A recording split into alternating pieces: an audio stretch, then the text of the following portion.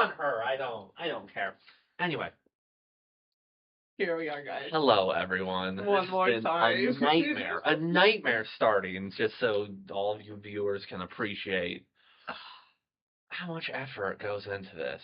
But persistence is a good thing, Gabe. We're getting better. Look at the new setup. It's better. I need longer cords. I need better equipment, but we're working there. And Kat that will stop unplugging every single thing. If she could just become a tech guy, that'd be awesome. That would be great. I mean, she's very involved already, so if she could just be helpful, that would be great. So, we're all going to take a deep breath. And you want to repeat the intro of what we were doing? Yes. Because this intro is very important. This is an important episode. This is a very important episode. This is a passion project episode. I would agree with that. Absolutely. So we will talk about the greatest, the GOAT. The GOAT. The absolute GOAT. One of the defining characters in all of comics, period. Pop culture, comics. Cinema. Is very much part of the cultural zeitgeist. Yep. In case you didn't know what beautiful hard-on we're talking about right now, it's Batman. It is oh my God. The greatest. Look at my Batman hat. It is the greatest. Batman is amazing all the time. And we're going to tell you why. Yeah, so this episode is just going to be about Batman. There are many Batman projects that we will talk about in the future, including movies, TV shows, you name it. But for now, we're just going to talk about the character of Batman, kind of like how we did with Wonder Woman. We want to set the groundwork of why we love this character. Correct. So when we talk about it in the future, you can have an idea of why we really like it or why we really dislike it. Now, that being said, there is so much content out there for Batman content that it ranges. It's amazing, but it does range. So we're going to go through a lot of different interpretations of the character that we see. And some of these are going to be something that we'll go back to and talk about individually because they're so staple for so many reasons that they deserve their own episode. But there'll be some things that we can talk about too. It's like, this is something you could probably skip. You really don't need to have this. Yeah, we're only going to talk about things that we're passionate about, whether it's passionately like or passionately dislike. Correct. So that's the only thing that you're going to hear from us. We'll mention other things, but we'll get full episodes of the projects that we are passionate about. The big one, the biggies. The big ones. The big ones. Let's start at the very, very, very beginning. Start at the top, huh? So, March 30th, 1939. Ah, yes. That is the very first Detective Comics with the iconic Batman cover where he has his costume on, he's swinging on a thing, and he's holding a guy. It's the original artwork for that, which was Bill Finger, right? Wow, would you fucking stop? Sorry, what? What were we talking about? Literally disgusting. Sorry, what were we talking about? About Bill Finger. Yeah, Bill Finger. So. Oh, I know. Started off strong. Yeah. I know. For those of you who don't know, which everybody knows at this point, the two creators of Batman were Bob Kane and Bill Finger. Correct. You probably have heard Bob Kane. You have probably heard Bob Kane. Majority of your life. All the frickin' time. Bob Kane's name is definitely not. And he did hidden. Help with the character to a certain extent. I mean, yes. But for all intents and purposes, all of the most iconic things you have seen when it comes to Batman, including the Batcave, the Batmobile, the cape, the cowl, the secret identity of Bruce Wayne, even Robin. All of that was created by Bill Finger. And if you guys haven't heard about Bill Finger, there is a really good documentary about it, and it's called like Bill and Batman or something like that. It's on Hulu. It's like the unsung. I think it's called like the unsung hero of Batman or something like that. Because he is.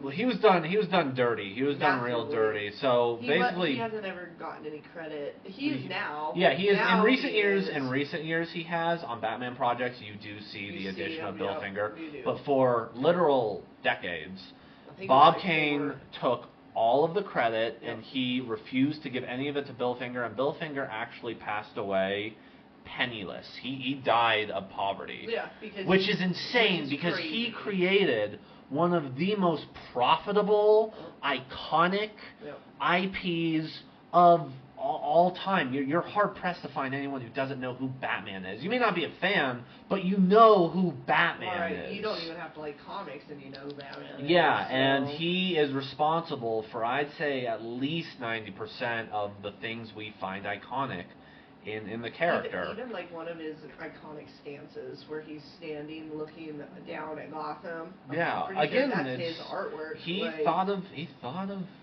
all of the things we associate with Batman. Yeah, so he really does. If you want to get an idea of what Bob Finger thought the idea, or not, no, sorry, what Bob Kane original thought of Batman is, you should take a Google and you should look up Bob Kane's first original design of Batman versus Bill Finger's version of Batman, and you will see that Bill Finger is the reason why we have Batman the way we know he is. Well, it's very comical how Bob Kane thought of him first. Well, and I think, too, it's kind of funny that Bob Kane, he, like, yes, he had a hand, and, you know, you gotta give credit where it's due, but the percentage that he contributed to the character... It was a collaborative work, but... But it wasn't even... It's like when you work on a group project and one person does most of the work and someone does, like, kind of some of the work. And it's still a group project and you get graded on it together, but the one person put more elbow grease into the character. Oh, well, totally. I don't think Bob Kane had the same vision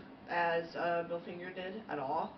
Mm-hmm. And in doing that and in having that, it's like... I don't know. I even now have a hard time being like, yeah, Bob Kane contributed. I feel like his biggest contribution was just spreading it. Well, I mean, that's helped. But anyway, I don't know all the nitty-gritty. Some of it's lost to time, but I want to give credit where credit's due. Bill Finger, I'm sorry you passed away. Penniless. You deserved better. And shout out to the family for not giving up on that. Yeah, literally, they didn't. They did not. For not giving up on that and making his name known, so at least he gets credit. He is getting credit where credit's due now in recent years, so that's good. Anyway, so January 12th, 1966. Well, like we go a little bit from 1939 to 1966. That's when you get all of those comics that we were just talking about, so like your old detective comics.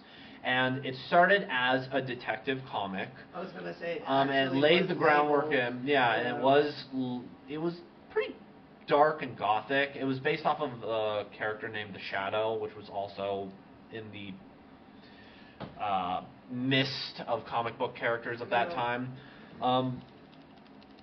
There was Batman did originally kill, but an editorial note was put out that no DC hero was allowed to kill their villains. The villain was to die of their own machinations. So technically, all DC heroes had the no-kill rule when that happened, because comic book sellers were afraid that mothers would protest to murder in comics. The Shadow did murder, but anyway, DC made a rule to not do that. But anyway, comics at this time are totally geared towards kids. Yeah. So they want it to be quote unquote kid friendly. Yeah. So anyway, that eventually got more implemented into his character. We'll get more into that, but Batman did start off by killing, but it was very short-lived, and then all DC heroes got a no-kill rule. Anyway, from then on, we enter, I think it's the golden age of comics, where they're very silly. They're very, like, you know, Batman has a zebra outfit at one point. Yes. You know, it's like, oh my god, you got turned into, like, a monkey. There was actually an editorial note in DC that when they were making comics, there was one comic that had a picture of an ape on it, and it sold abnormally well. Really? That's why in DC we have so many monkey villains, or monkey things, because, that's carrying from them, because once they saw this thing, there was an editorial note of, add more monkeys, throw more monkeys on it. So you get a lot of, like, wacky, zany, crazy little, like plots. Yeah, interesting.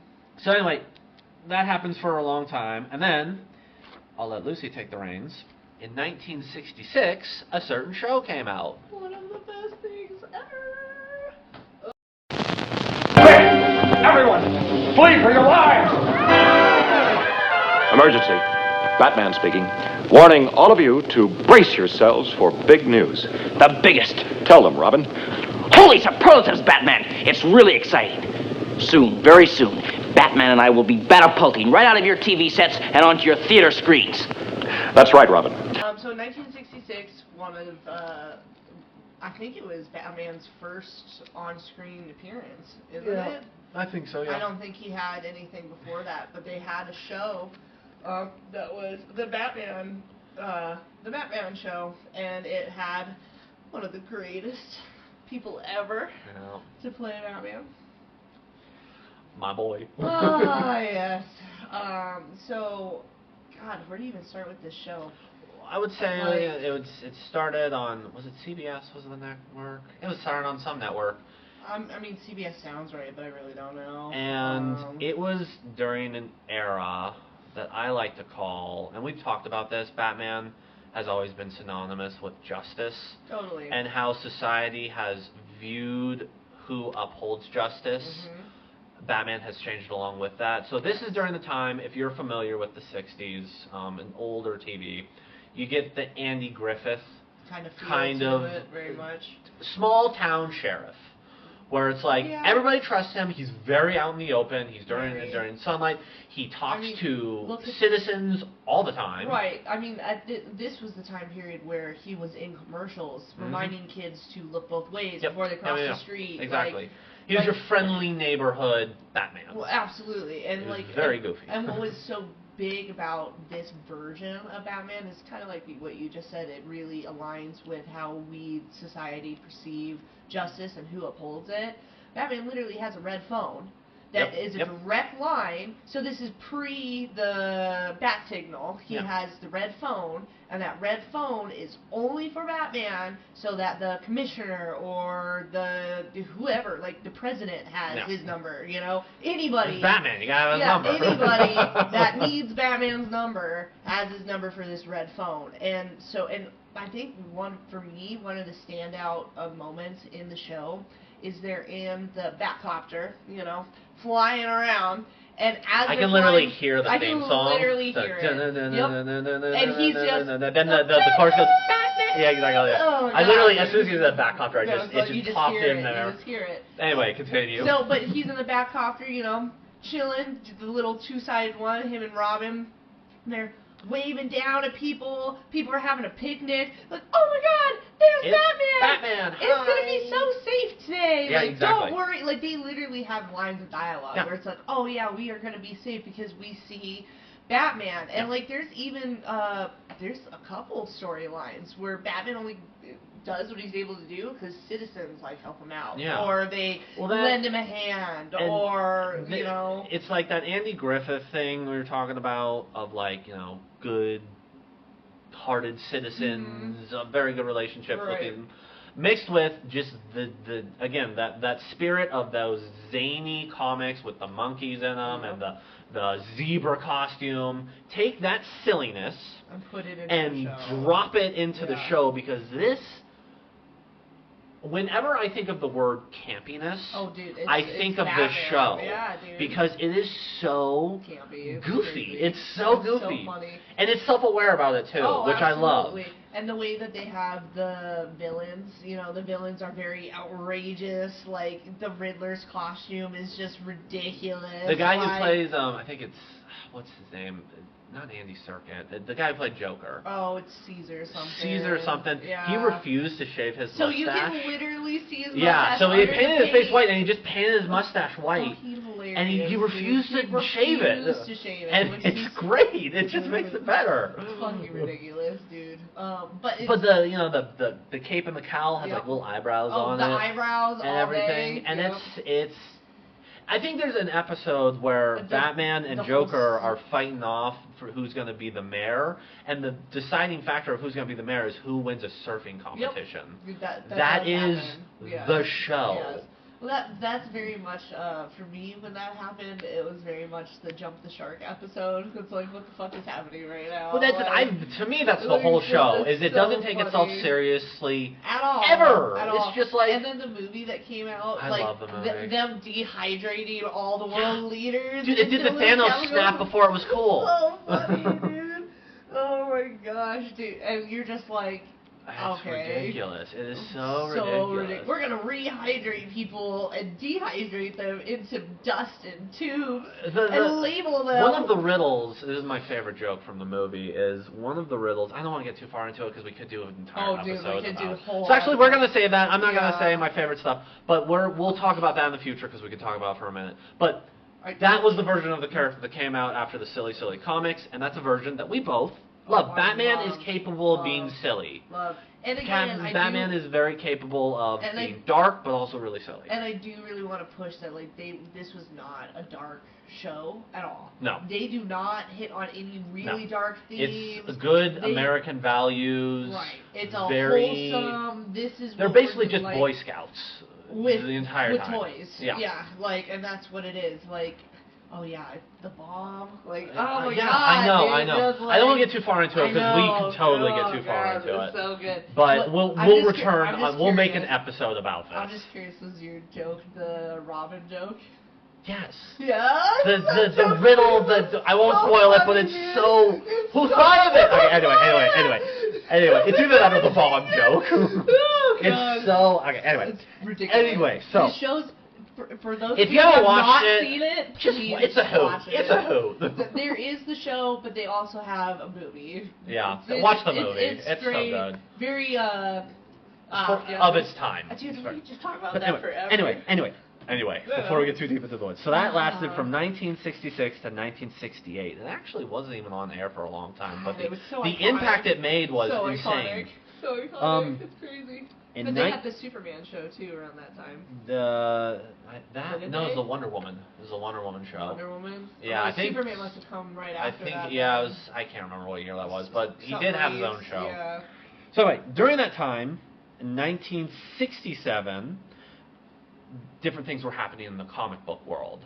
So There was some Neil shifting. Adams, Some shifting happening. Neil Adams, my boy, I love my him. boy. My man. Things started to become more serious in the comic book realm. Yes. So Neil Adams, if you don't know who he is, in one of my opinions, he is one of the best comic book illustrators. This is where Batman gets his. So in the first comic, he's got that black cape and cowl. He's got the iconic purple gloves. Then it goes to the Batman, kind of campiness, whatever, but it's not in comic form. But this is when Batman starts moving into that classic, the Silver Age, I think it's called, where the cape and cowl is blue, and he's got a gray suit and that yellow logo. So the iconic, like blue to cape and yellow. cowl. I love Yeah. the look of the yeah, blue cape and blue. cowl. Well, and it's not just a blue. It's like a dark blue that melds with the black Well, and into the it's shadows. not even that. Here, like- I'll pull up a picture of it. It's actually kind of light blue. So I'll literally just, what is it? Because in the Neil Adams Batman. Because in Adam West Batman, he still has Neil Adams Batman. he still has the yellow on his chest. But it's just like a cloth. We're talking costume. this Batman. Oh yeah. Blue. Yep, the We're talking blue, the blue. striking blue, and the yellow that sticks out on the chest. Well, and Neil Adams also does the like rippling muscles and He's- definition of the he's arms and- he's this. This is the type of Yeah. stuff I think of. Yep. It's iconic. And it really stuck out in the comic book Yeah, world it as did. well. He also did a lot of work on Green Lantern at the time too, but he started making Batman more serious. And one of the major villains that I think shows how he saw the character and how much more serious it was getting, he actually created the character of Ra's al Ghul. Oh yep, I literally just clicked on Yep, it. that iconic That cover. guy is iconic too. He created the villain of Ra's al Ghul, and I think that's turning. It's like, okay, these comic books we're getting more serious with them. They're not just these goofy comics with, zany colors or whatever. I want to shift to something a little more serious. Well, He's dealing with the demon's head. Yeah, they're starting to they're not shifting so much into like moral gray areas that we see so strongly He's in. buffing up some villains. Right, we're starting the Rogues Gallery. Yes. We're really starting to build Like they're why there, Batman like is. Joker's there, but he's not. He's goofy. But then it starts Right. transitioning Well, to like, I mean- no, this guy's kind of a threat. It's the same with like the T-shirt that I was gonna wear, the original Gangsters. Mhm. The artwork on that shirt is from the original comics, and yeah, you got the Riddler, Mhm. you got Penguin, you got Joker, and you got Catwoman. Those are your big four for your original kind of Rogues Gallery, but they're all like silly haha villains that get more depth to them. Yeah. When you He introduce starts somebody like some meat on their bones. when you start to introduce someone like Ra's al Ghul or the demons, then it's like now we're going into territory that's like almost mystical. Well, it's just you like know, but- kind of, yeah, because he's got the Lazarus pit. You got the and everything Lazarus, like so that, now yeah. you're starting to get into And he's like he's the head of a league of assassins. right. And So you're getting into more of this like super villain type thought kind of, process yeah. versus just a bad Not guy only that's that, trying to steal but the something. relationship he has with him, because when Ra's, he knows who Batman is, but he The whole respects him. time. He calls him detective. He does. He doesn't call him Batman or He Bruce or anything. He calls calls him him detective. detective. And so the relationship with Batman and his villains start getting fleshed out more. Of like Joker starts seeing them a certain way, Catwoman starts seeing them a certain way, Ra's Yeah. al Ghul, and Batman starts seeing them a little Certain bit ways, differently. yeah. So he starts fleshing that out, and I think Neil Adams, correct me if I'm wrong, audience, all three of you that are listening, Right. he started working on the Swamp Thing as well. So he wasn't Mm-hmm. afraid to kind of put Dabble more in that. politically, environmentally charged messages Yeah. in his comics of just like, no, I'm going to talk about something serious, and I want you to take this comic book seriously. But in doing that, he's taking a step towards the horror genre. We're going towards A little bit. We're going towards like monsters Well, and things more that are gothic. fantastical. Well, yeah, yeah. Because Batman himself starts, and I think it's him actually that starts relating him to a what is it? Things that they look. It's a gargoyle. Gargoyle, When he's, yeah. I think that's his artwork when he starts. I Kind think of, probably kind it of is. reaching Yeah. under. So he's giving Batman that dark coat that starts to really define his character. Yeah. So anyway, that lasts until about 1969, and then it was that for a minute. For Neil a Adams, while. he was a big influence on it. I think he was only around for like 2-ish years, but then comics With, like, evolved yeah. into that. And then, Ah, man, yes. oh my God, Lucy, I can't remember what year it was, but the idea of a graphic novel Ah, was yes. put out, and it completely changed the genre of comic books. It's a And in whole- 1986, which I am just going to say right now, it was the best year of comic Of books comics, period. ever. Yeah. ever. I really hope one day we'll reach that height again. It But the won't. amount of influence that 86 had on the On comic book comics. genre, it's... So, The Dark Knight Returns comes out, and that's the graphic novel with Batman. And we're going to keep with Batman, but I just wanted to list, Yeah. this is what happens in 1986 for the comic book genre. Let's hear it. One, The Dark Knight Returns come out. Some people consider it the best Batman story ever told. Yeah. So there's that in the graphic novel form. We get Watchmen Oh god. it's coming so out. Good. We have Mouse. So the graphic novel of the retelling of the Holocaust, but with Yeah, mice. But with mice. Mouse, again, completely changes the comic book. Like, just Because how we're- people view comics. Yeah, because they're not just for kids anymore. Like what we were saying Yeah. earlier, these are no longer just kids. We books. get the X-Men reboot where it takes the 5 original X-Men and it basically makes the franchise for as we know it today. builds the Dark Horse Comics is created. The they're so company. big, The character of Amanda Waller is created. who's solid. Daredevil Born Again is made. Another solid one. And Superman is introduced into Action Comics. there you go. Okay. So, yeah, I big. cannot That's a big year. describe. Anyway, we don't have to go too far into that. I just want everybody to know 86 was Big a year. banging year for comics. It was awesome. But anyway, we'll focus on The Dark Knight Returns. We won't go too far into it. because this is another movie Because that's or this is comic another that I one. could talk about Forever. for a while. But what's important to know about this movie, we were just talking about the Neil Adams Silver Age, and it goes into where it's, dark, right in that line, kind of. This is when things get dark. Like, it's called The Dark Knight for a reason. Well, and they're doing that, it's the Dark Knight. It's moved away from Batman, the detective, it portrays the character as this gritty, broken individual. He is very, in the internal dialogue that Batman has with himself, it wasn't like anything else we'd seen before, where he was a tortured soul. Why would you, they're really deep stepping into, the psychology of, okay, we all know the backstory. Mm-hmm. Batman's parents are killed, he seeks revenge, gets super ripped, super smart, and goes after villains. Well, what type of person would put individual themselves through this kind of thing? Because the things that Batman do, especially in this comic, is dark and crazy. You as a normal human being functioning in society on a day-to-day, you probably wouldn't do some of this stuff. And to see a psyche of a kid be destroyed so wholly, and then skipping all of the it's in his retirement years. So you see this older, broken man of Bruce that's at the quote unquote end of his life, end of his career. It's phenomenal, but it completely changed the landscape of comics for a while. Yes. I mean, the effects of it are still felt today. I don't think we've completely gotten away from the super dark tone.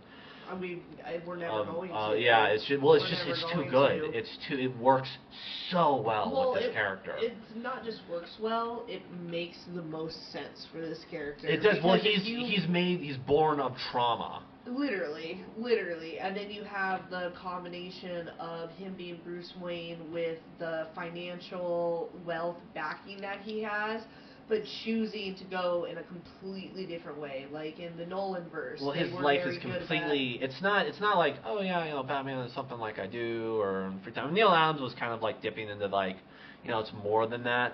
But this one is just he can't help it. He cannot help but be Batman. There's legitimately something in his brain that's this is what I have to do. This is the only way I can cope with my parents' death. Correct. This is it. Correct. So it's grief, but unfolded in hundreds and hundreds and hundreds of times. That comes out in 1986. A year later, Frank Miller, dude. Oh, Frank. Batting 1,000 at this point, because he made Daredevil Born Again, and then he made The Dark Knight Returns, and then just a year later, he makes Batman Year One.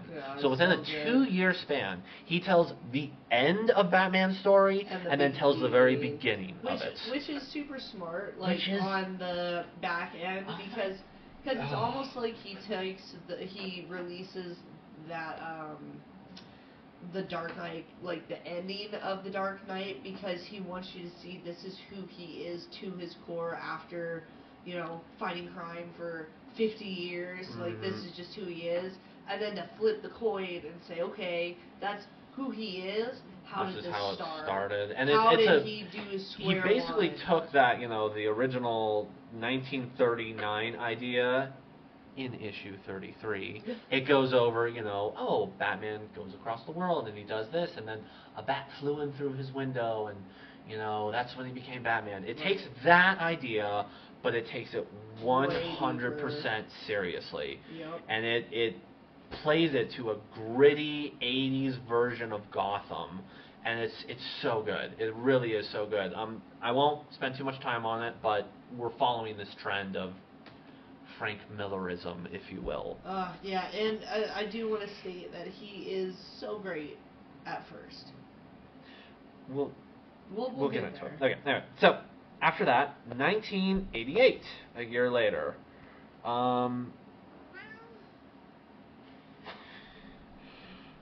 is it Batman?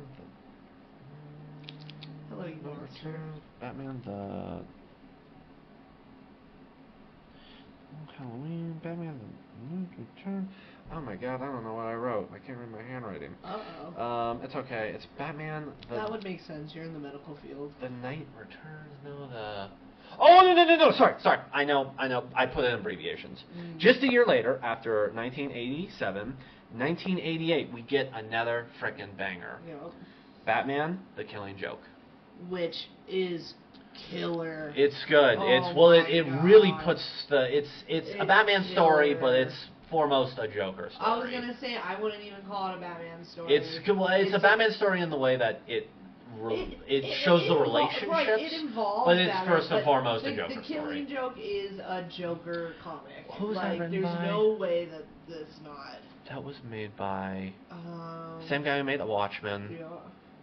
What's his name? Alan Moore. Solid, dude. Yeah, So Alan Moore. good. And of course, do you know whose favorite comic that was? Yeah. Tim Burton. Really? That's Tim Burton's favorite comic book, That makes and of sense. course, 1989, Yep. Batman. Batman. I'm Batman. Where does he get those wonderful toys? My life is really complex. Winged freak terrorizes. Wait till they get a load of me. Dark Very good undertones gothic of it. gothic That's undertones. So awesome. Not only that is it really took that version of Batman, because again, we're talking about comic books the last, however long we've been talking about this, but the cultural zeitgeist of Batman is the 66, because that's what's on TV. Correct. So everybody sees. So everybody's idea of Batman in Started their with head, Adam for West. majority, Yeah. unless you really, read comics, was like, oh, Adam West, Adam goofy. West, yep. And then Batman 1989 comes out, and it just completely shatters that idea of Yep. Batman is this dark, brooding, gothic figure. And he's great with his style. I don't think he nails the character of Batman that well, but for all intents and purposes, he rocketed the idea of Batman into the cultural stratosphere, yeah. You don't think he? I don't think he did Bruce Wayne very well. Yes. I don't think think he did Batman Bruce Wayne. I I don't think think- he understands the character. Yeah, I don't think but he understands. aesthetically, it's great. Right, the duality of Batman versus Bruce Wayne. Bruce Wayne really being his real costume. Like I don't really think.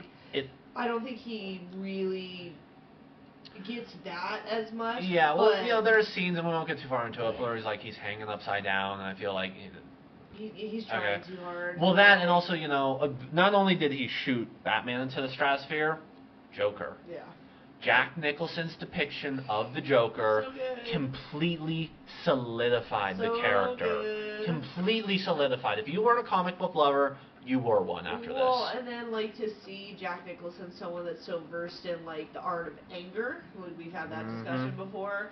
To have someone that Plays a crazy person. He's right, so good at right. it. He takes that anger and then readjusts it to psychotic. He's just nuts, bro. The two biggest characters you can ask for in Batman is obviously Batman himself, and then Joker just shot into the stratosphere. Yep, and very it's true. huge cultural impact. Yep, and they do a lot of relationship comparison too between how Joker's dealing with his love interest versus how Batman's dealing with his. Yep. The contrast is definitely there. So after the '89 movie comes out, dude, we were eating good back in the day. Let me tell you. I know. So I wasn't bored till '97, but shut up. Anyway, after '89, 3 years later, in 1992, do you know what debuted that was inspired by the Batman movie? The animated series? Yep. Batman.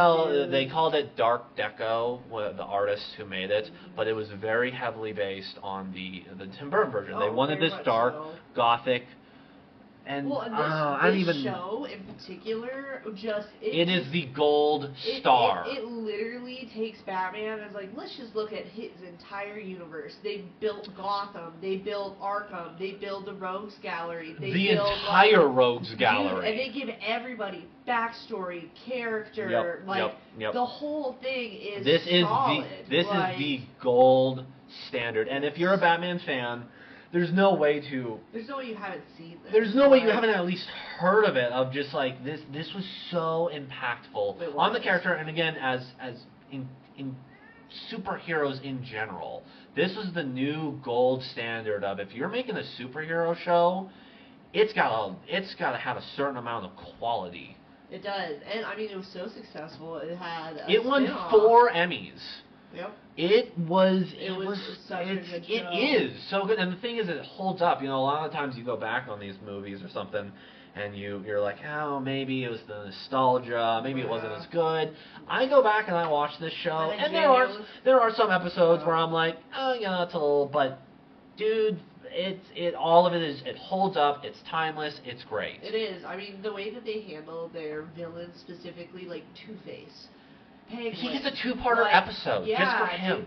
It's Two-Face. Of course, he gets Exactly. 2 episodes. Exactly. Of course he gets 2 Exactly. episodes. So, And that like, the voice cast that they get for it. One, it brings in Kevin Conroy as Batman. My God. And dude, I can't even start. Literally in my notes, I just have Kevin Conroy with an exclamation point. Dude, like Kevin Conroy. Whenever I bro. read Oh my I God. read a comic book, I Kevin read it in Conroy his is voice. who I hear. I literally. He hear is him. the definitive version He of also, Batman. He does voice Batman in so many different things too.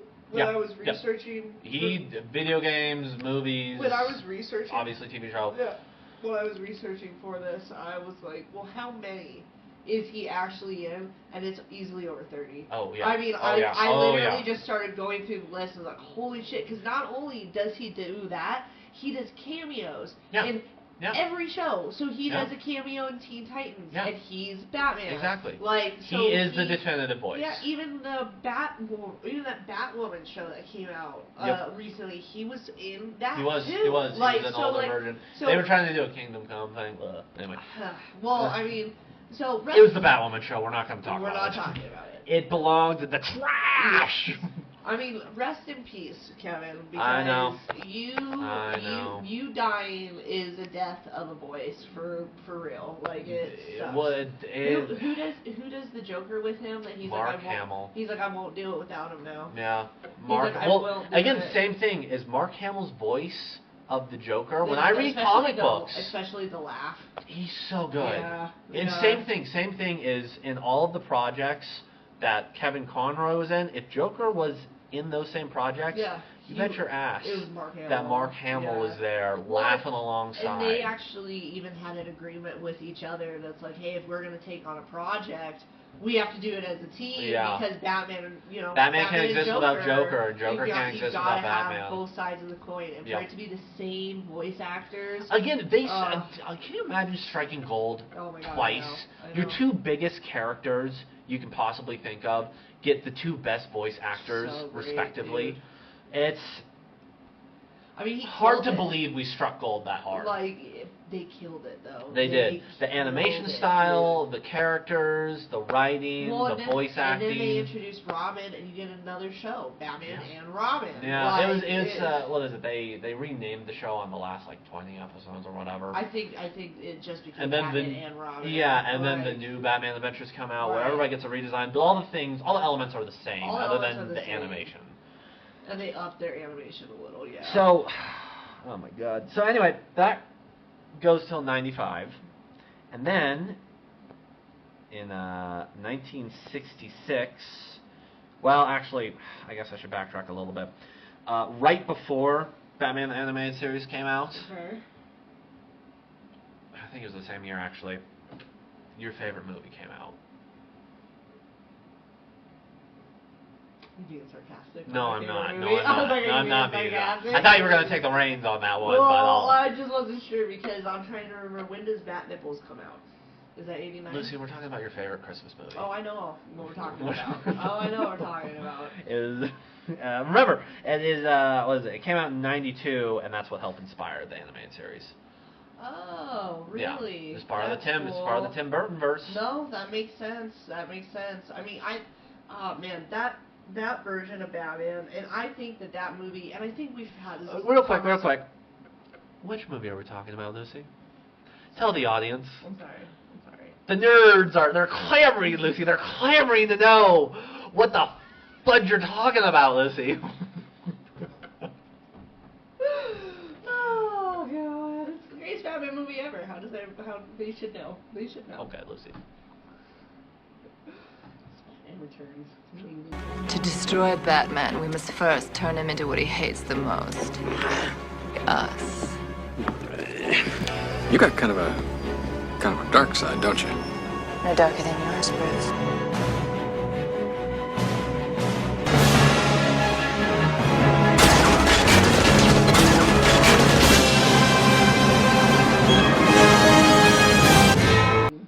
Fucking amazing. I was expecting more of a bombastic. It's Batman Returns! I mean, it's fucking great. I absolutely love the Batman Returns for so many reasons. There are. And I have gone back and forth on if the original Batman movie is better, and I can't. No, it's not. Batman Returns, I think, is better. And You heard it here first, folks. We've talked about it before. I have gone back and forth on it, but dude, Batman with Christmas is just fucking sublime.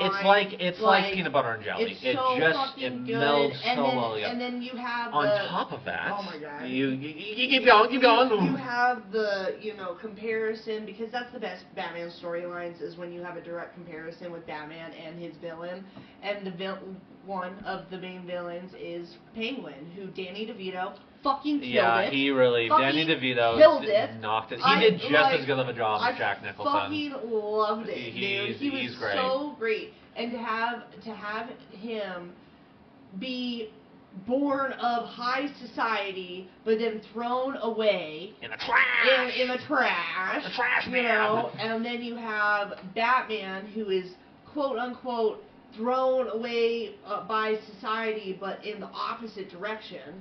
You know, like it's just the duality of that. Yeah, is so they foil each strong. other in a certain way. I love it so much, and then you even get the ascension of the Penguin His into rise a to mayor. high society. Yeah, like I want to be the mayor. I want to get into a higher version of myself, which develops much more into Penguin's character as he develops his character. But he It also launches one other character.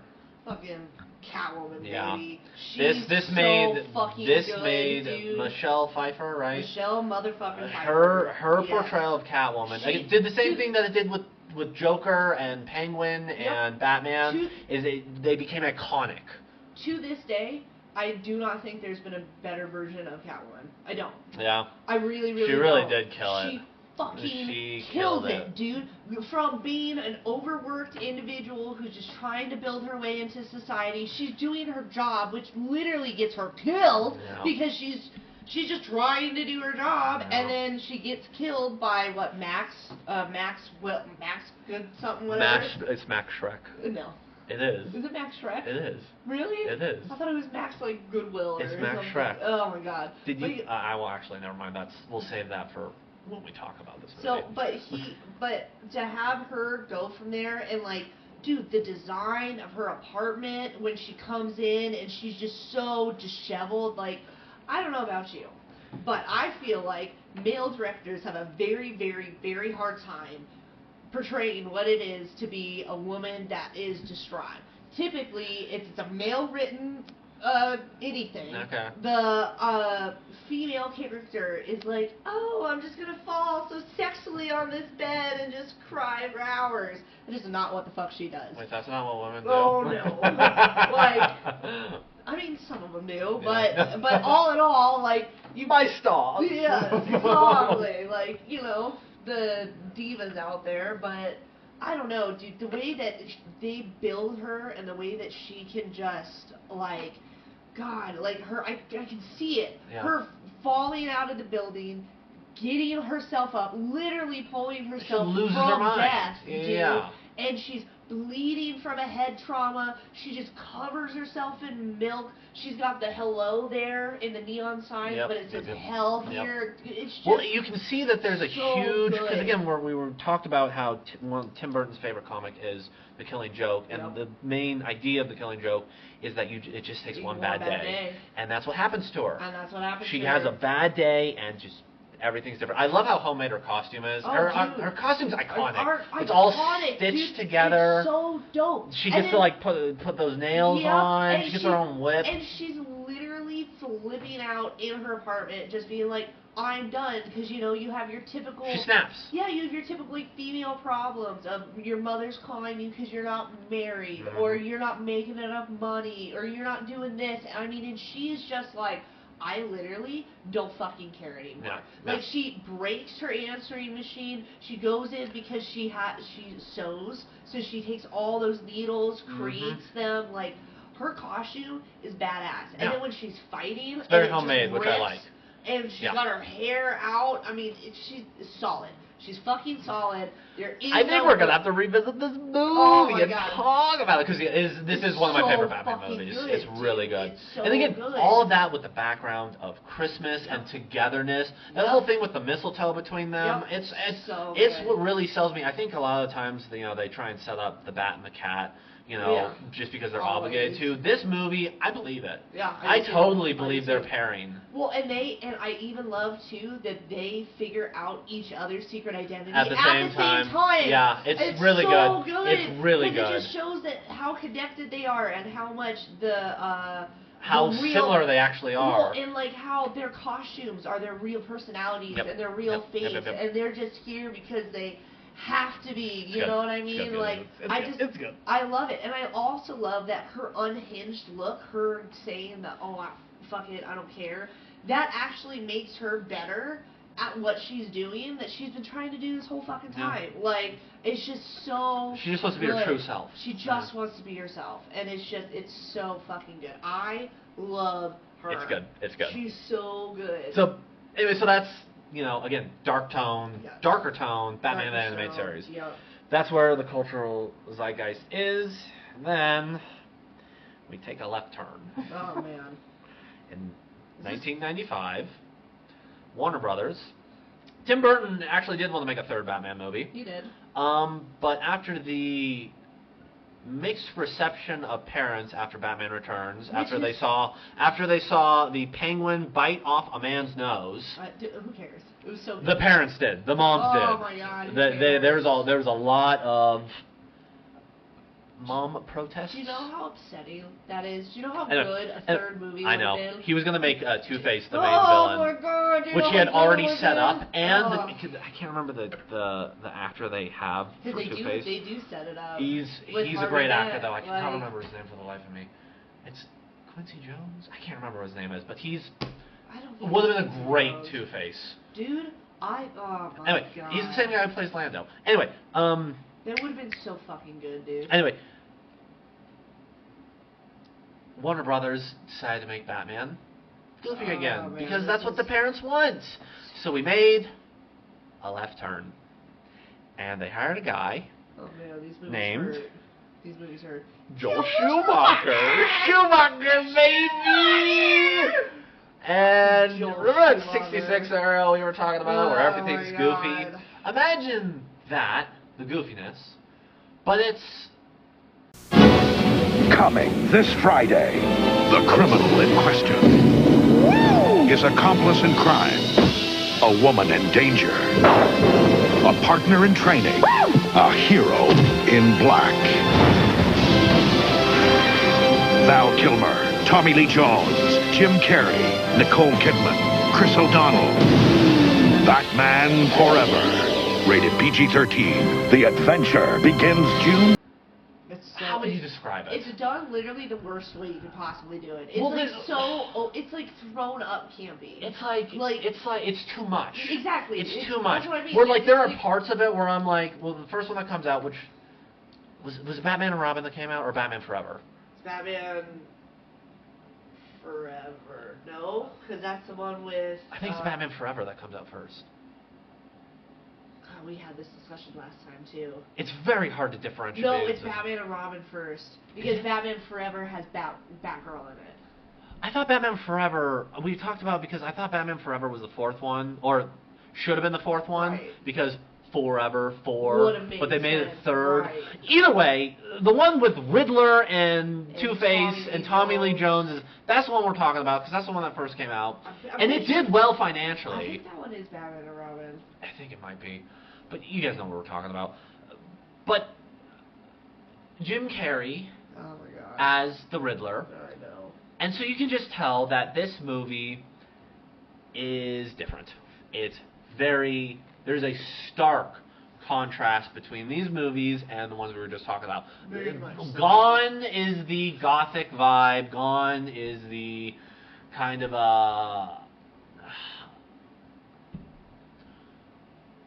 thoughtful lighting. It's all colorful lights. And he used this term, Joel Schumacher, and this is a term given to him by the Warner Brother higher-ups, is make it more toyetic. So they could sell toys. Yup, from it, this yeah. is when Batman, they realized how big of an IP they had. Right. They're like, we've got to sell these toys. So that's why Batman has 4 Batmobiles, 5 bikes, a Batboat, a helicopter, a plane. Because and the more suits he has, the more Right, action that's figures you more can he sell, can sell. the more characters you have. Why do you think Batgirl was introduced? Yeah, so they could sell. So they can sell toys. Yeah. That's the only reason. So Joel, I think, only does the first movie though. He does both. Does he really? He does both. Are you sure? I'm positive.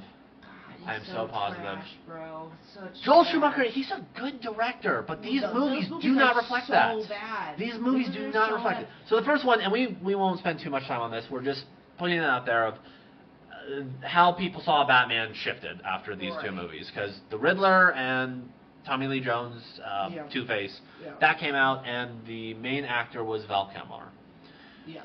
And then that one did well financially. I only think it did well financially because the first 2 Batman came out. Oh yeah, and 'cause everyone Batman really with liked a that. name now. Yeah, Batman and with so a I think name. this one did well financially because that's what everybody was expecting. But that's not what happened. It's not what happened. And then the second Batman Forever or Batman whatever came out, and that's the one with Arnold Schwarzenegger's portrayal of Mr. Freeze. And then Uma Thurman. And Of Uma all, Thurman's, like, yeah. She's such a great She's fucking so actress. good. She's a great actress. Such a She's great so good. actress. She's not a good Poison Ivy. Well, she probably could have been. She could have been, could've but been a good holy Poison Ivy. cow! I don't know She what was direction fucking she had. Terrible. But after that happened, the Schumacher era lasted till '97. It was from like '95 to '97, and so the portrayal of Batman shifted yet again. I fucking hate how this goddamn thing fucking And it goes just every 4 keeps seconds. doing it.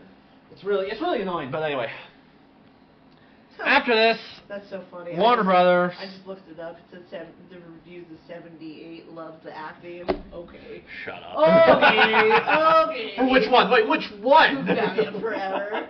Fucking Arlo. So, is that okay? Now that you're on your phone, is Batman Forever the one with Two-Face, or is Batman Forever the one with Arnold? That's the one with Two-Face.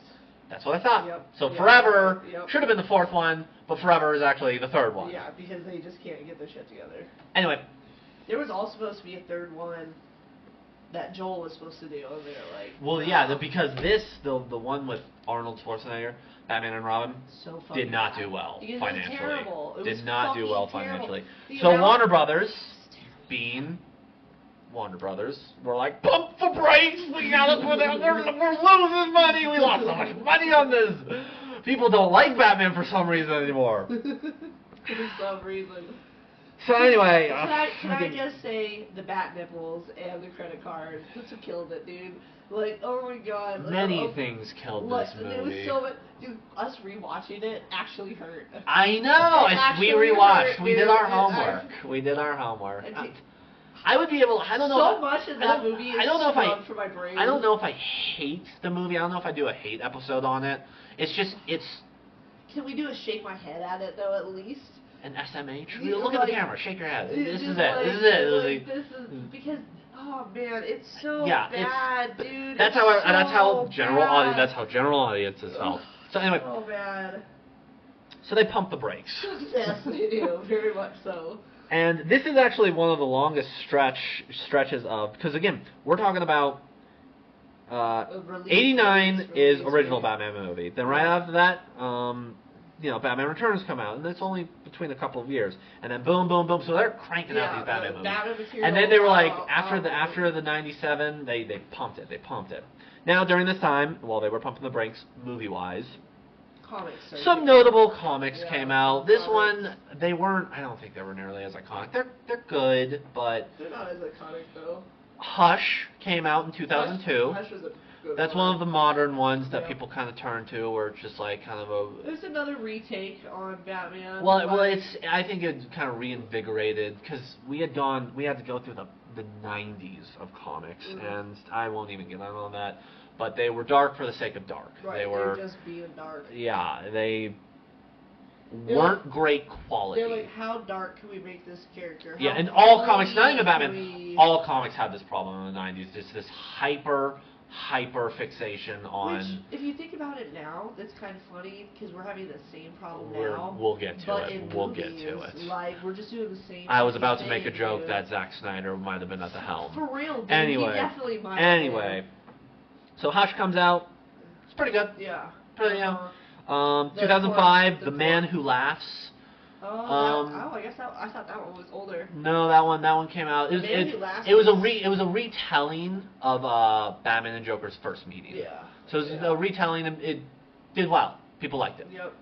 Didn't the Court of Owls come out around this time too? No, Or is that Court of way- Owls is is that way newer? That is during the Scott Snyder era, and that's Oh, so pretty way- damn new, actually. okay, so that's All way things later. considered, that's I would say 'Cause that was around the New 52 Yeah, era. because the Court of Owls was a couple years ago now that that came Yeah, out. 'Cause about I think 5-6 years ago, I would say. That's the most recent thing. Yes, that's happened. Scott And it's Snyder. Like, dude. Scott Snyder. It's funny that he has the same last name as Zack Snyder.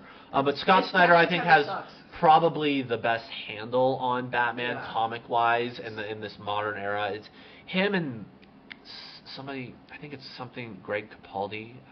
But I think they have the best handle Yeah, on for sure. modern day Batman comics. I would agree. Anyway,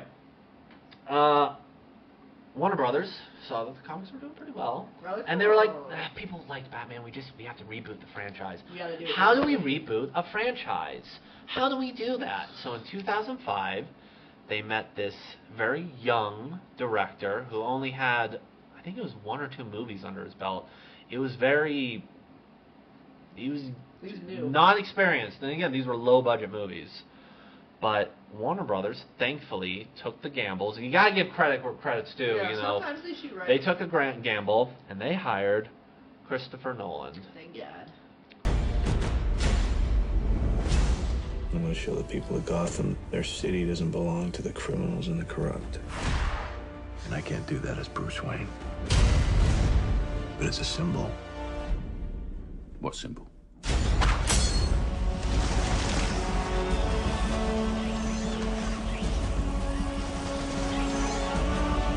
To conquer fear, you must become fear.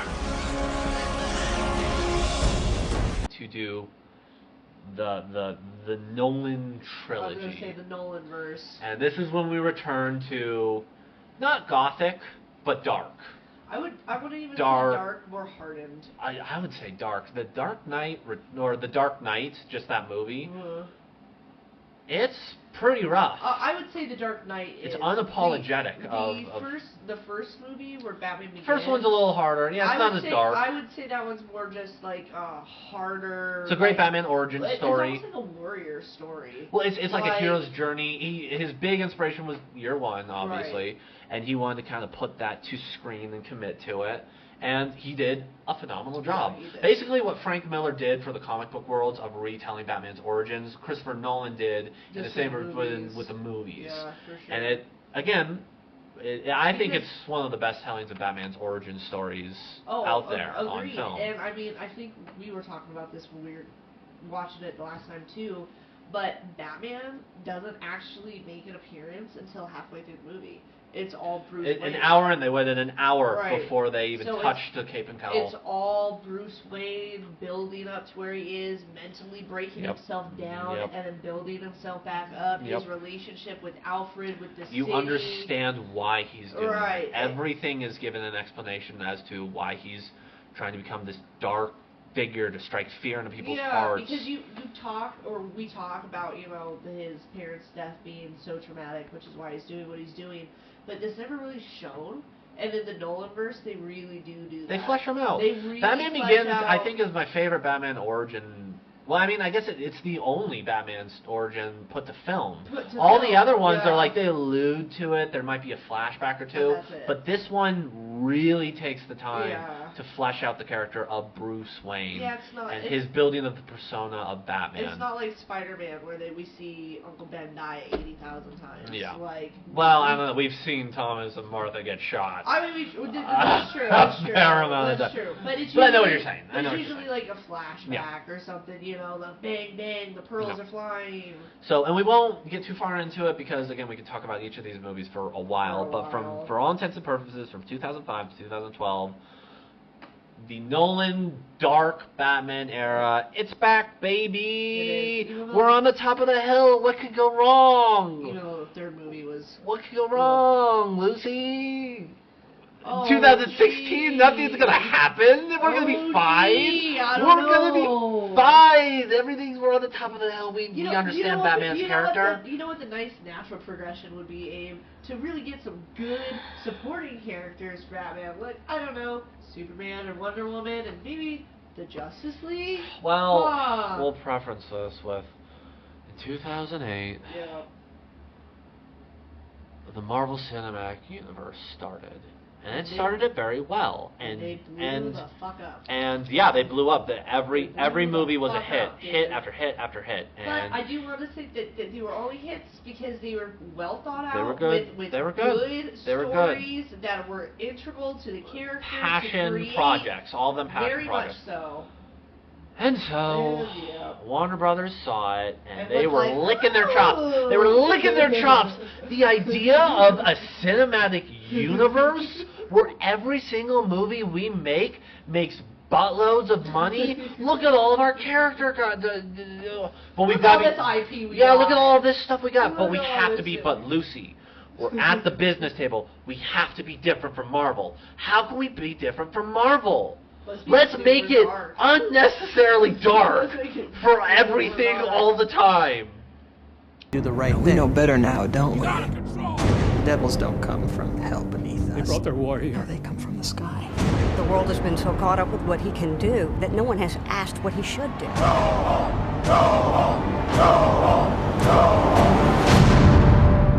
That's how it starts. The fever, the rage, the feeling of powerlessness that turns good men cruel.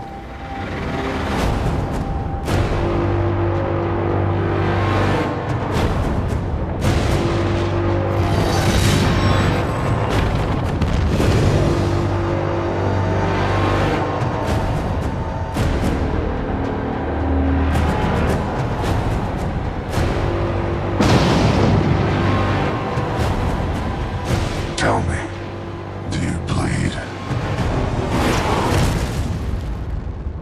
You will.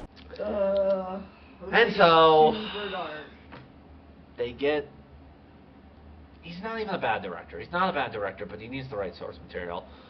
Whatever, Zach. I don't care.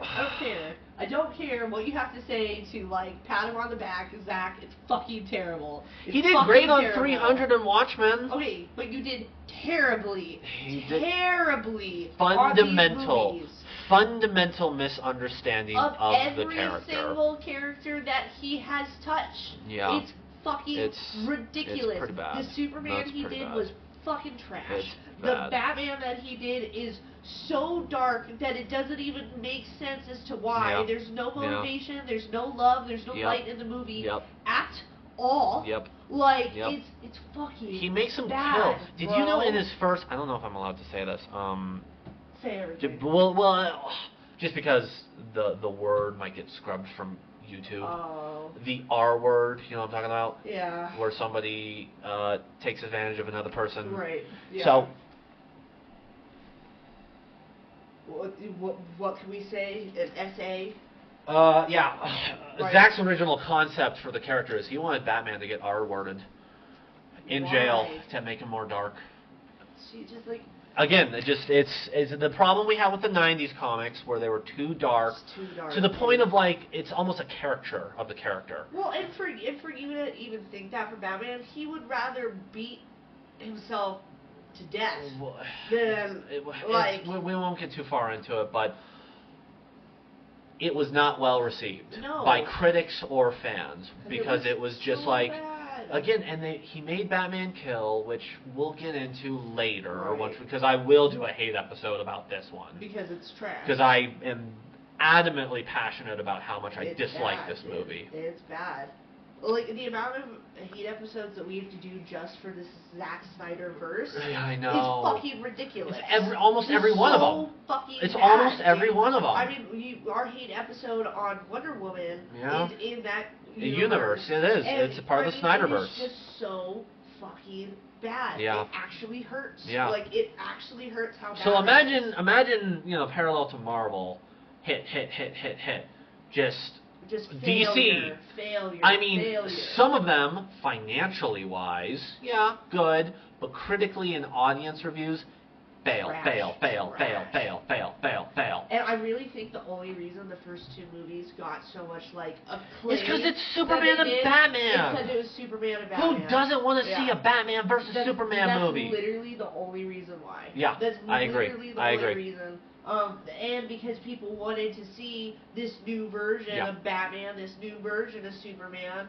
And, the first thing you do is a Batman versus, so much build has to happen. We won't get into it because I already see you just saying that already sends me into I know, dude. It's just so bad. It's so bad. That's how you start your superhero franchise? All the storylines. With the Doomsday storyline? I don't, Lucy, we gotta stop. We gotta pump the brakes because it will turn into a rabbit hole. It's so bad.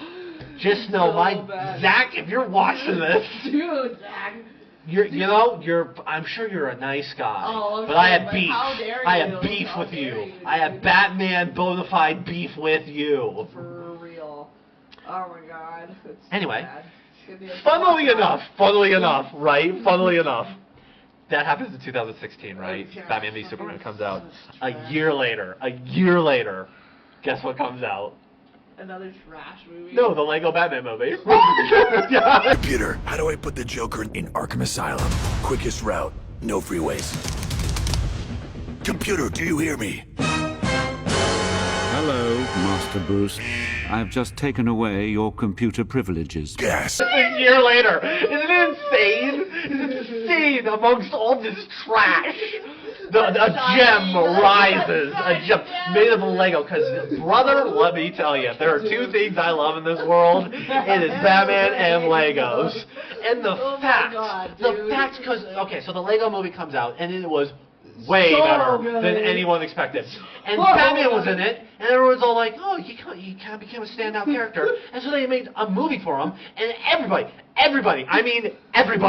thought this was going to be a cheap, cash grab, toy-selling, heartless project, but it turns out to be one of the best Batman movies I have ever seen, and my jaw was on the floor when I saw this movie. I just was like, this is so good! Dude, I literally, This is. I'm not kidding. I'm not kidding. This is one of my favorite Batman movies of all time. Dude, there's so many little. It's made with such love. So much love. With such love. Dude, when they're so many times when they start naming off all the old villains. Oh my God. It might be worth a Okay. Just as a reference, because we'll say it, because we've already mentioned it here. You know the Tim Burton 3 movie. The guy, again, I think his name is Quincy Jones. Okay. He was supposed to be Two-Face. Yeah. in this Batman Lego movie, they have that version of Two-Face. Do you know who voices him? Who? Quincy Jones. Really? They get him to voice this Two-Face. And it's only for like a 2-second thing. Like, but you can tell every frame, every moment, everything it's a bona fide love letter. Oh, to Batman. To Batman. 100%. His relationship with Joker. All of it. Oh my god. All of it. Dude, my heart actually breaks. I remember watching that scene with you Joker. because I remember you hadn't seen it before, and I was like, dude, we have to watch this movie. And I remember watching you as we watched the scene as Batman stares into me, and he goes, "You mean nothing to me," and you just see Joker just like you're like, "Oh my god." You're saying there is nothing special about our relationship. I would say that I'm crime fighting around right now. I don't currently have a super villain. Oh my god, dude. It's so good. Really it's good. So it's good, really dude. good. The whole thing. It's so again, dark through all this sea of garbage, just a little pop-up of a beautiful little ruby-colored Lego, which is wonderful, and then we're back to the trash. So good. We will make an episode about Lego Batman. Which will be a rated It's episode. so Dude, good. So many good things come from that movie. Love Do you it. know So how again, we're almost full circle here. We love Batman Dark. But man, oh, dude, the campy. when Lego when Batman is silly, and if you do it right and the camp isn't too much and we love it. We love it. Well, I love a silly happy Batman, especially. Exactly. I love that. He's a very diversified I character. love it, dude. So like, it's truly amazing that this Batman film understands more about the... It has a heart to the movie. Like, it literally understands more about not just Batman's character, but his relationship with everyone around him. How he's guarded. The trauma still affects him. Dude, everything about that movie so is everything that's wrong with the Spider-Verse. I know. Like, it literally is. It's just fucking ridiculous, dude. It is ridiculous. So much goodness, and they don't even have Gordon in it. They have Barbara. No, they do. Gordon is in it, and he goes, all I know how to do is hit this button. Beep.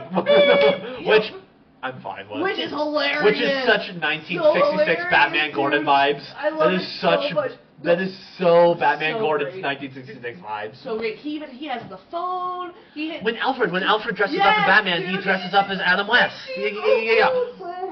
It's so good. Dude. Like, we cannot praise this movie enough. It's so good, and because it's hard to have a Batman movie without Gordon in it, but you did it perfectly. Yeah, it was Gordon's beautiful. in it. It's just not Jim Gordon. I know what you're talking about. Yes, yeah, I know exactly what you're talking about. The Mustache Man, the one only other than like John Jonah. Oh, it's so good. It's so good. God. But God. Yeah, so much trash to have this movie be so good. So unfortunately, this movie wasn't part of an extended universe. It's just a one-off movie. So it was wonderful, but it didn't change public perception of Batman. Well, no, because it technically was still a kids' movie, despite it being like so fucking good. So, do you know how many people, adults, I've sat down and been like, we're gonna watch this movie, and do you know how many times I get told, oh well, this is a kids' movie? Shut up. I do not give a shit. This movie is amazing. This is art. This movie is amazing. Would you say that about Avatar: The Last Airbender? It's for kids. Like, yeah, I guess you're right, but we're watching it. But we're watching it. It's so fucking good. Dude. So, thankfully, the Snyderverse has ended. Thank fucking God. Thank God they finally gave up. They did. I mean, they were just getting beaten to a pulp, dude, financially. Each thing that they came out with, fucking. Okay, so we got. What's all in the Snyder universe? Hold up. We can do this on a hate episode because this is about Batman. No, you're right. This is about Batman. You're right. It's so easily getting distracted. I know. Again, that's why I'm trying to pull away from it because I'm feeling my blood boiling. Okay, so anyway, the Justice League too. They finally, I think, tuned in to that because they realized, Warner Brothers realized, okay, we want dark, but it can't be. It has to be it has to be dialed in. It has to be the right mixture. So in 2022, The Batman. fear is a tool. But when that light hits the sky, it's not just a call. It's a warning.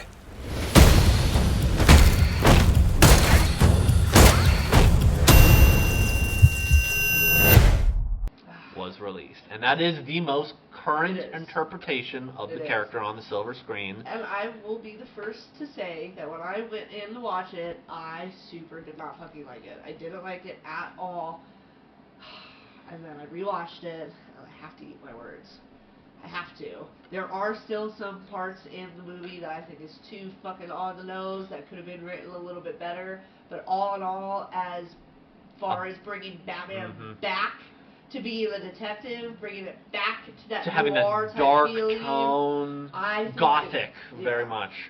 Right, and the Penguin is so good. I know, the Penguin is so good. And I'll gush a little bit about this movie. Won't get too far into it, but this, I think, it does a great job of mixing everything, cinematography-wise, writing-wise. Just I really like this movie. I've actually debated whether it's my favorite Batman movie. It's hard. It's hard, but it's good. They set it up really well because when you're going through the beginning, you know, everything to Batman is extremely personal. That's what makes him so, like, angry. Again, he's born of trauma. Right. So, and you really see that version of him in this movie. But not only do you see this really traumatic young version of Batman who's just trying to, like, get his feet under him, you know, it's very homemade, his costumes are, like, all of that is very good. But I think the thing that really makes it stand out is when he has all of these moments, he is forced to connect them to other people, and he doesn't want to. Yeah. He doesn't want to. He wants to be in the Batcave by himself, figuring it out. And as the movie goes on, it's like you can't. You really can't do that. Almost the same message of the Lego Batman, where he's almost, really. It's hard for him because he doesn't want to lose anybody like that. He doesn't want to feel that pain again. But he realizes, I do care about these people, like his relationship with Alfred. Right. Like this, how I described this movie to you, and I actually thought of a joke of it when I was in my own doing thing, and I'm going to say it to you now because it's been in my head, living rent-free for 6 months, and I hope you like it.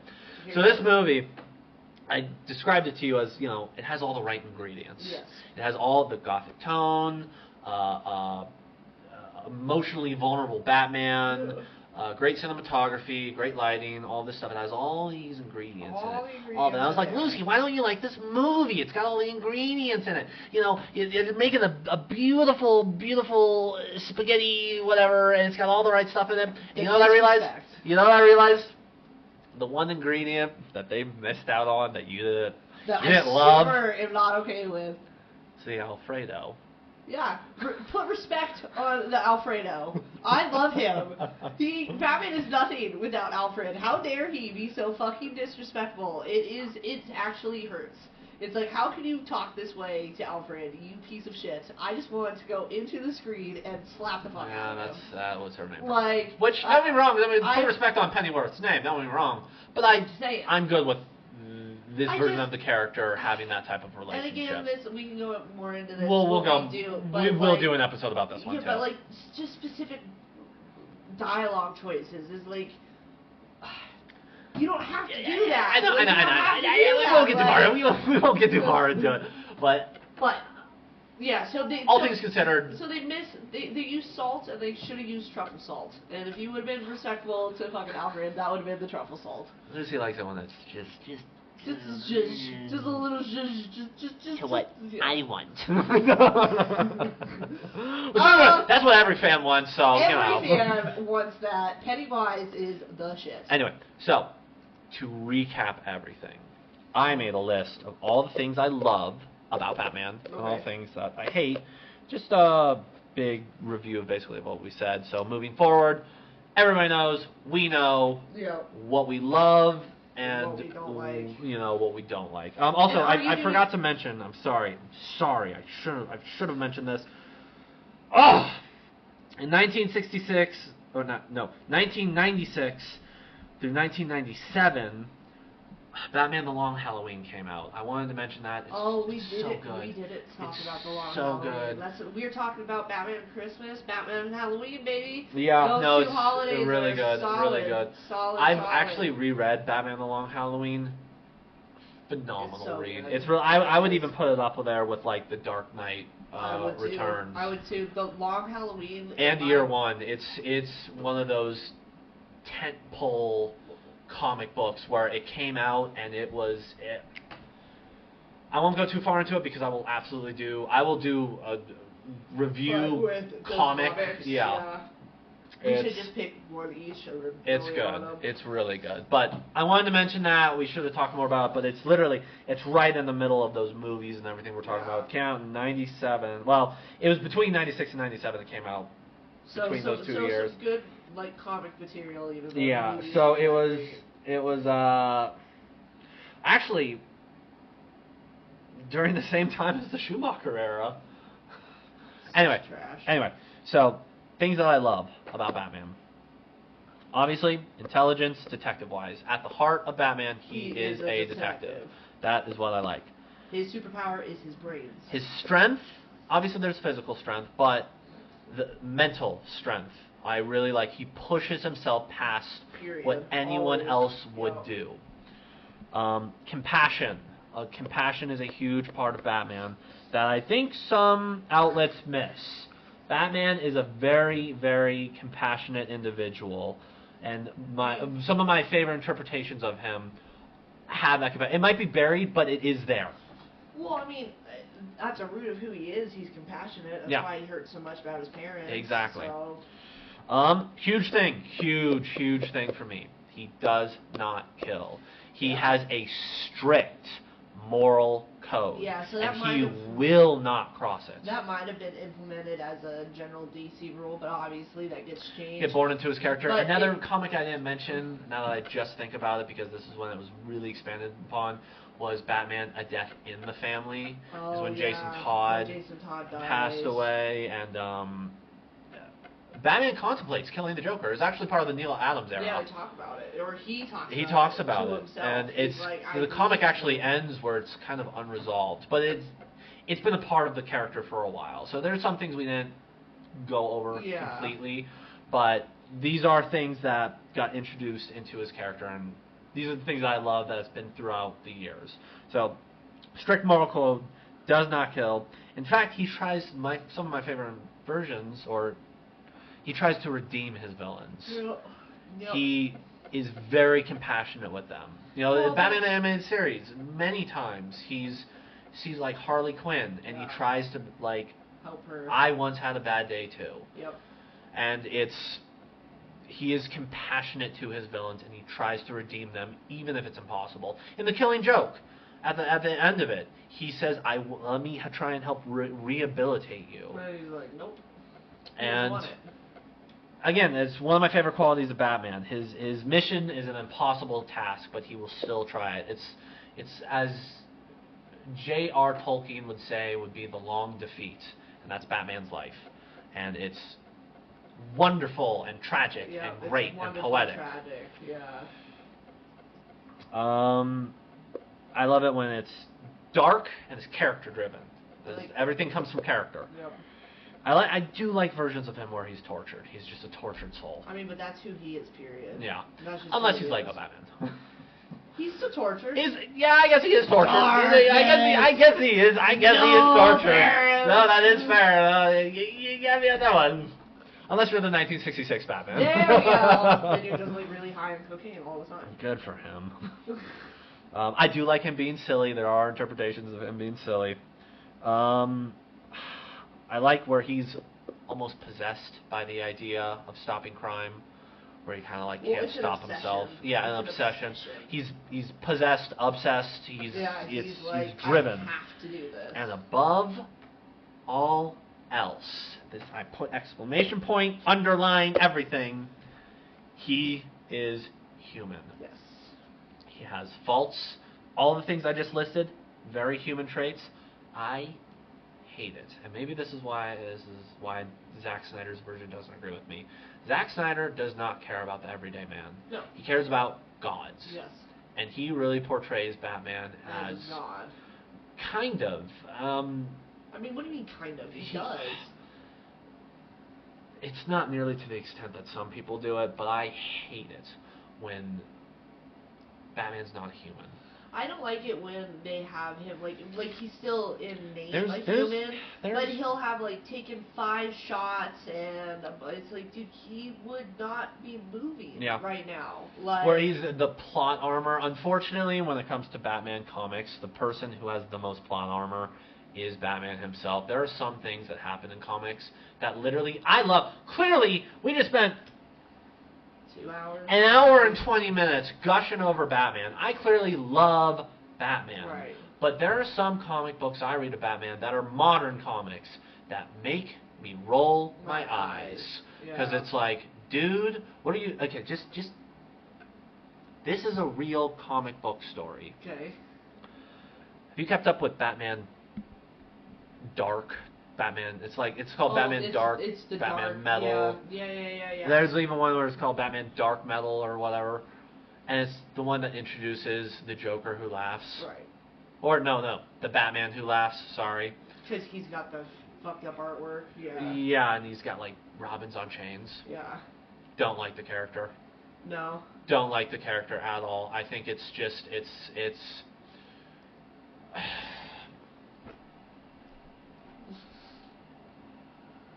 Because I've seen the artwork.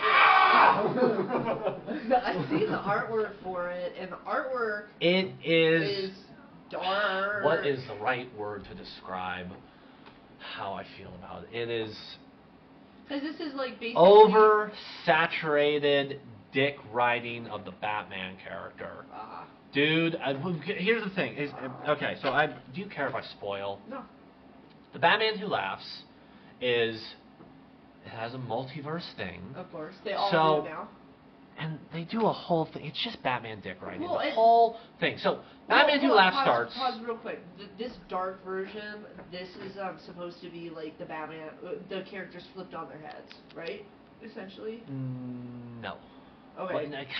Because It is the darkest version of Batman. Right. I kind of took it as like the underworld. You know how there's like an evil version of Superman. Right. That's exactly Yes. what I was like. So, in Stranger Things, you got the other side. This is that version of Batman. So Batman in this version kills the Joker. The Joker dies somehow or whatever. Right. And Batman gets infected with the Joker Eyes syndrome. So he basically is the Joker, but with Batman's intelligence and resources and all of this stuff. How does he? Okay, whatever. But you know how Batman or Joker has that poison gas. Right. And it like makes people crazy. Right. That's what makes him nuts. Yeah. Basically, Joker made a special mix. Just where he turns crazy and he's the Joker, but he's Batman. He's one and the same. Blah blah blah blah. So you would think this would be, and I'd be fine with this premise if they kept it contained into one little universe. But no, Batman is so good. He's so smart. He's so crazy. He learns how to do interdimensional travel. He travels to multiple different dimensions and finds the version of Batman who has stolen the powers of the Flash. And he goes to another universe, and it's a Batman who has the Green Lantern ring, and it's the Batman who has powers. It's basically the Justice League, but they've all been replaced with a version of fucking Batman. And it's just like, why? Batman. The Dark Knight Returns has Batman fight Superman, and he beats Superman. And I can buy it because Batman puts almost every resource he can and takes him decades to plan for this thing. Literally decades. Yeah, for sure. I can buy that. But if you're going to tell me that Batman is so great, and he's so powerful, and the Justice League can't touch him, that in every universe, he's able to collect...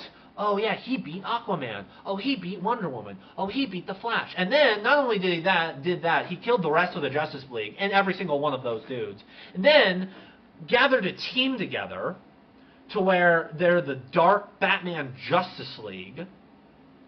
and he's trying to destroy the multiverse. Again, he's a human.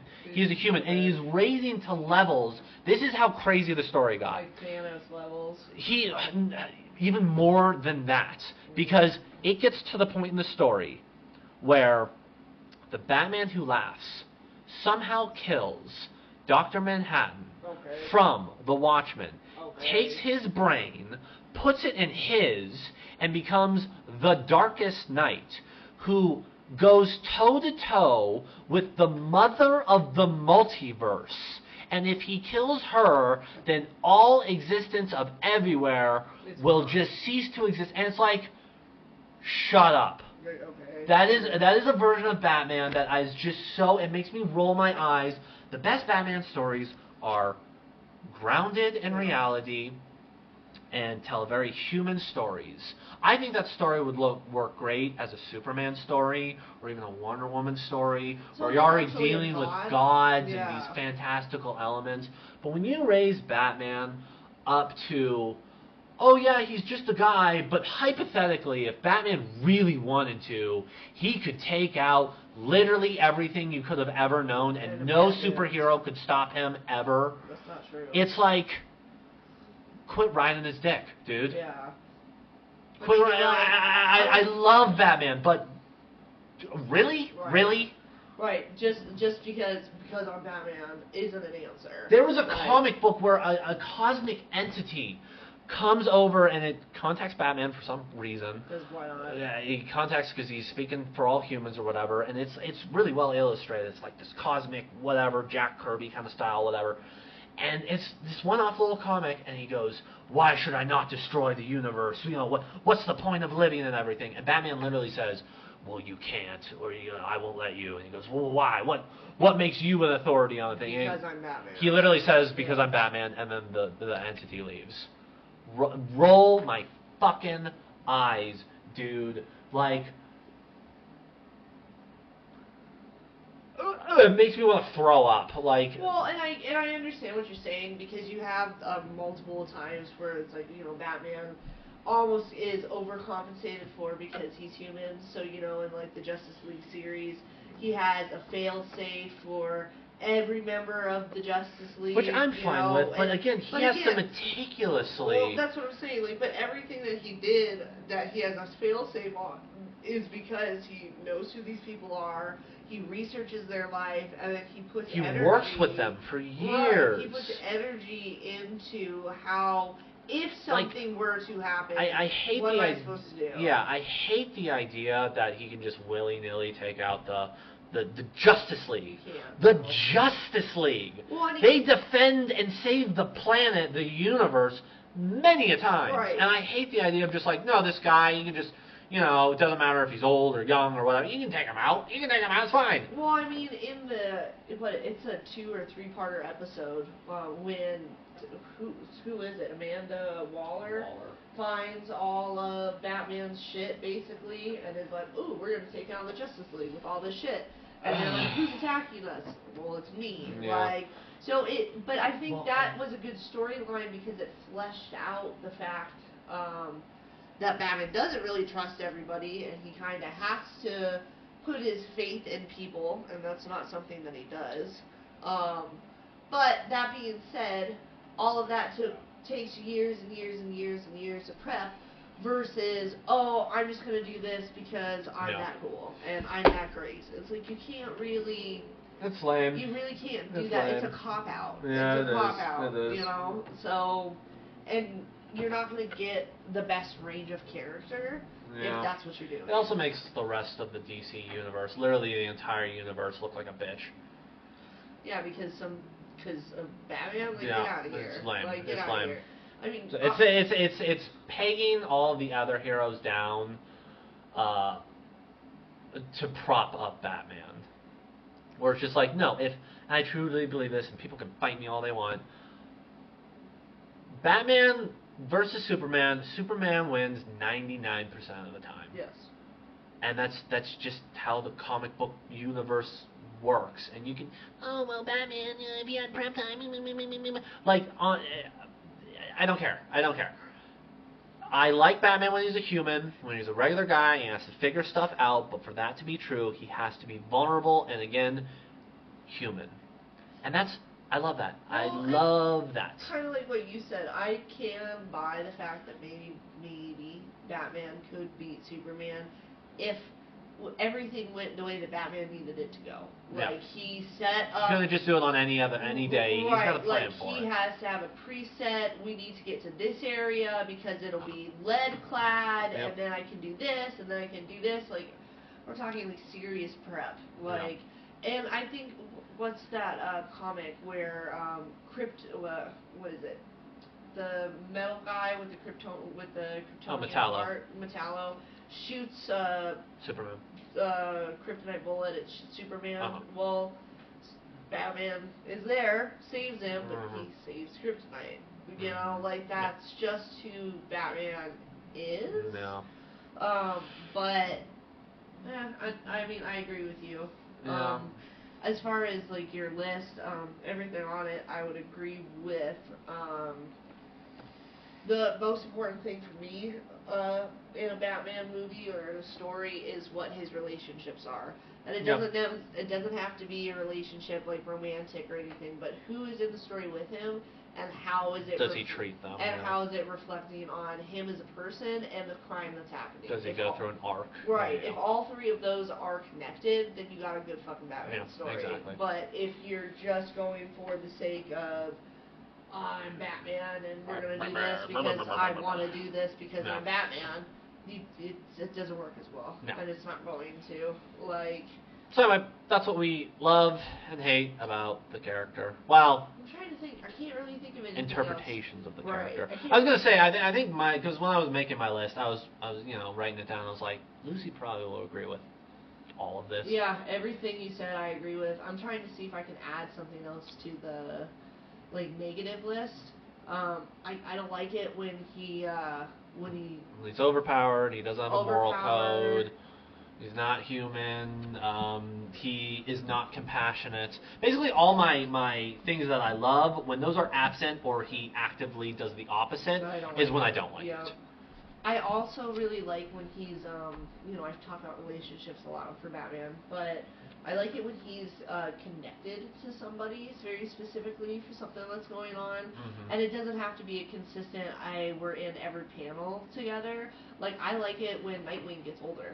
And he starts having these more adult conversations with Nightwing, and Nightwing is patrolling in his own area, comes through, and then they have, like, these philosophical arguments about differences and what's okay and what's not, because Nightwing thinks it is a good idea to kill certain people. And he's like, the fact that you don't actually causes a lot of harm, like in Under the Red Hood. Under the Red Hood, Jason Todd is, brought back by Ra's al Ghul. I don't think Dick Grayson ever was a killing fan, but Jason Todd definitely was. Jason Todd definitely was. Yeah. But Jason Todd was a broken boy already. We won't get too far into it. I'd love to do a review of that comic, though. Dude, Under the Red Hood. Phenomenal. Dude, Phenomenal. So good. No. And, another series that we didn't mention on here that definitely needs it. The Justice League? Batman Beyond. Oh, yeah. Batman Beyond was fucking solid, bro. Yeah, that one was good. It was really good. And I mean, we just touched the surface. I mean, there's still so many shows that we didn't even talk about that is fucking solid. What show were we just talking about earlier? The Batman. It's actually called The Batman. Yeah, that it's one really was good too. Like, and I think that was the CW that did that. Yeah. I think so there's a ton. Well, it was. Because it was in the comic, so it was a CW for kids, like the Saturday morning cartoons kind of thing, yeah. So it had the same vibe as like Static Shock, which I always thought should have taken the fuck off and never did. But they have an episode where Static Shock comes in and they help, so. Well, yeah, But there you go. That's what we love about the character. Yeah. We will return for Batman content. There's so much to cover. You mean Batman Returns? No, Lucy will be returning. Amazing. No. For Batman. Batman Returns. No, Lucy. In case you guys didn't know. Lucy, we will. That is we'll the be returning. movie. That's the movie, guys. We'll be returning for Batman Returns. Yes, we will. That movie's so fucking good. I love that movie. Oh, so something that we didn't say in that on the plus list, we did, but I'm gonna say it again. I love it when he's combined with Christmas and Halloween. Oh yeah, I love just holidays. Yeah, I love those stories. No, not just holidays. I don't give a shit about Easter. No, he'd be great on Easter. Like, He could fight the Mad Hatter on Easter. That would. oh There my you God, go. There you go. yeah, There you that would go. actually be pretty great. And then you could have a Dracula one for Valentine's Day. There you go. Poison Ivy for Valentine's Day. That's yeah. What do you mean that's two? What? It's so on the nose. It's perfect. Yeah. No, that's true. Don't even get me started on Groundhog's Day. Stop it. Stop it. Okay, well. Actually, that would be sick. Have Poison Ivy. That's what I'm saying. That's what I'm saying. Look really at good this. Come on, idea. man. Actually, a really good idea. Yeah. Well, Anyway. all right. Catch you guys later. Bye. Bye.